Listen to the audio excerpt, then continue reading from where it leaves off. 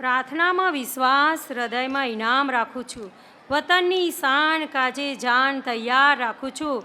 માત્ર આંખો જોઈ ના કરો અર્થઘટન, હૃદયમાં હિન્દુસ્તાન રાખું છું. દેશભક્તિનો નાનકડો એક્ટ લઈને આવશે ધોરણ 8ની વિદ્યાર્થી પંચાલ જૈની અને પટેલ ક્રિશા. મમ્મી, આ તું શું કરી રહી છે? શું આખો દિવસ તું ટીવીમાં શું જોવે છે આમ? હું ન્યૂઝ જોઈ રહી છું. હા મમ્મી, હવે તું છે ને કંઈક સારા ગીતો વગાડ ને, મને બહુ કંટાળો આવે છે. જો ના, અહીંયા આપણે એક હોટલ હતી, ત્યાં આતંકવાદીઓએ હુમલો કર્યો છે. તને નથી ખબર એની? હા મમ્મી, મને ખબર છે, પણ આ તો બહુ દુઃખદ સમાચારની વાત છે. આમાં દુઃખી થવા જેવું કશું નથી. આપણા દેશના બધા સૈનિકોએ હોટલમાં રહેલા બધા જ વ્યક્તિઓનો જીવ બચાવી લીધો છે, અને 2 આતંકવાદીઓને પકડાય એ તો વાત અલગ જ. જોયું, આ છે આપણા દેશના સૈનિકોની તાકાત. સાચી વાત છે મમ્મી. હવે મને પણ મારા દેશના સૈનિકો ઉપર વાતો જાણવાની ઈચ્છા થઈ છે, તો મને દેશભક્તિ વિશે જણાવશો ને? દેશભક્તિ વિશે જાણવા અને કહેવા માટે તો ઘણું ખરું છે, પરંતુ થોડા શબ્દોમાં કહીએ તો આપણે અહીંયા શાંતિથી રહીએ છીએ, ખાઈએ છીએ અને સૂઈએ છીએ, જેની પાછળનું કારણ છે આપણા દેશના સૈનિકો, કે જે રાત દિવસ, ઠંડી, ગરમી અને ચોમાસું બધાની પરવા કર્યા વગર આપણા દેશની સીમા ઉપર પોતાની ફરજ બજાવતા હોય છે. આવા દેશના સૈનિકો કે જે યુદ્ધ સમયે પોતાના જાનની પણ પરવા કરતા નથી અને શહીદ થઈ જવા માટે તૈયાર હોય છે, પરંતુ આપણે તેઓને 26મી જાન્યુઆરી અને 15મી ઓગસ્ટ સિવાય કોઈ દિવસ યાદ જ નથી કરતા. આપણે તેવું ના કરવું જોઈએ. આપણે તેઓને હંમેશા આપણા હૃદયમાં વસાવેલા રાખવા જોઈએ. સાચી વાત છે તમારી. હવે મને પણ મારા દેશના સૈનિકો ઉપર પૂરેપૂરો ગર્વ થઈ ગયો છે, વિશ્વાસ છે. આભાર. 2 દિવસથી સતત 1 by 1 time by time programmes ચાલી રહ્યા છે, અને એની સફળતાનો યશ જે કોઈને જાય છે એ બધાનો અત્રે મેનેજમેન્ટ વતી જો હું આભાર માનવાનું ચૂકી જાઉં તો કંઈક અલેખે લાગશે. અને એટલે જ હું આભાર માનું છું મેનેજમેન્ટ વતી મારા સમગ્ર વાલીગણનો, કે જેમણે એમનો અમૂલ્ય સમય આપી અહીંયા ઉપસ્થિત રહી બાળકોના ઉત્સાહમાં વધારો કર્યો. એટલું જ નહીં, પણ ફરી એ આવા મંચ ઉપર આવવા માટે પ્રોત્સાહિત થશે અને જીવનભર આ ક્ષણો એમને યાદ રહેશે, જે ડગલે અને પગલે એમને આત્મવિશ્વાસ ભરતી રહેશે.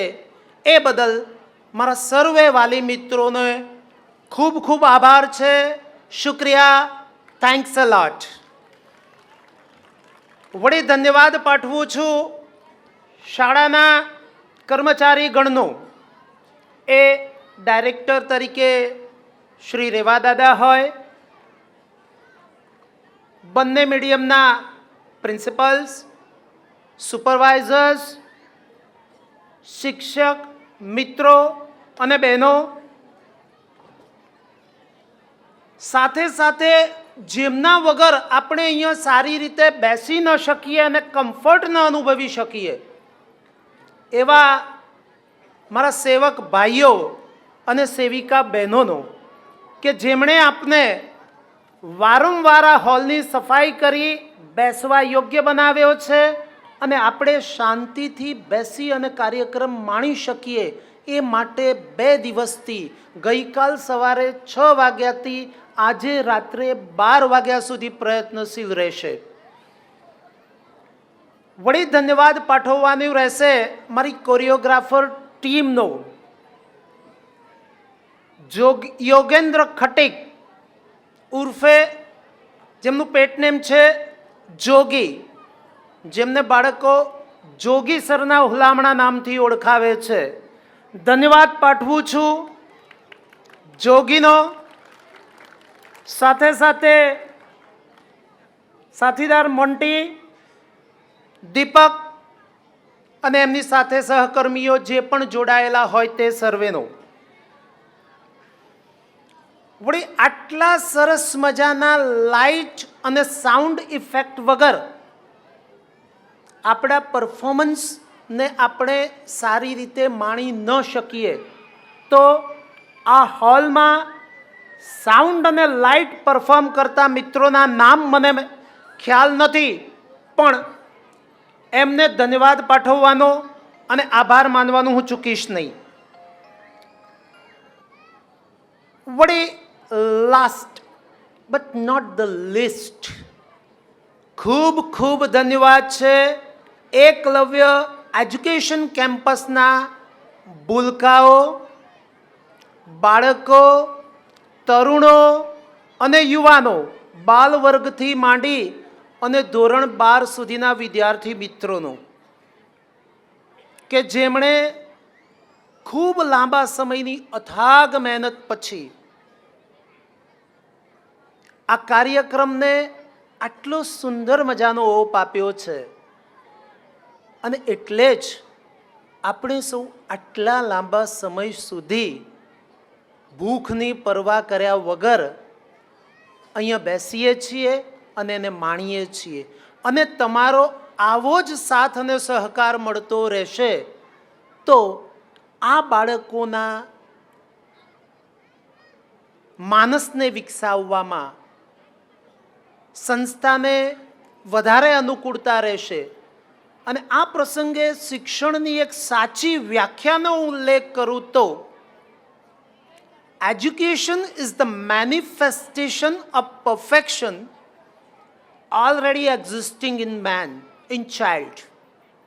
એટલે કે બાળકમાં રહેલી પૂર્ણતાને બહાર લાવવાની પ્રક્રિયા એટલે જ શિક્ષણ, એટલે જ કેળવણી. પણ આ શિક્ષણ, આ કેળવણી માટે અગાઉ એક બેનશ્રી વાત કરીને ગયા કે એક ત્રિકોણ આવશ્યક છે, જેની ટોચ ઉપર છે બાળકો, એક તરફ છે શાળા અને બીજી તરફ છે ઘર, કુટુંબ, વાલી મિત્રો. એટલે મિત્રો, જો શક્ય બન્યું હોત તો ગયા વર્ષે આજથી 1 વર્ષ પહેલાં આપણે આ કાર્યક્રમને માણી શક્યા હોત, પણ સંજોગો વસાત એવું આપણે ન કરી શક્યા. પણ દેર સે આયે પર દુરસ્ત આયે, અને સવારનો ભૂલ્યો સાંજે ઘરે આવી જાય ને એટલે ભૂલ્યો ન કહેવાય. અને આપણે તો પરિવાર છીએ. તમારા વગર અમારાથી આ બાળકોના વિકાસ માટે કંઈ પણ કરવું અશક્ય છે. અને એટલે જ સંસ્થા વતી હું આપ સર્વે વાલી મિત્રોનો આભાર માનવાની સાથે સાથે આપના સહકારને પ્રાર્થું છું, એની યાચના રાખું છું. અને મને પૂરો ભરોસો છે કે આપ એ પૂરો પાડશો. અને એ સાથે હું અહીંયા મારી વાતને વિરામ આપીશ. આગળ કાર્યક્રમ ચાલુ છે, હજુ 4 મણકા. We have to go 4 steps ahead, then we will be at the end of our program.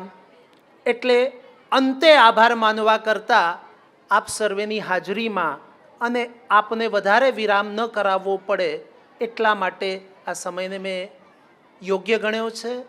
ફરી એકવાર થેન્ક્સ લોટ, શુક્રિયા, આભાર અને ધન્યવાદ.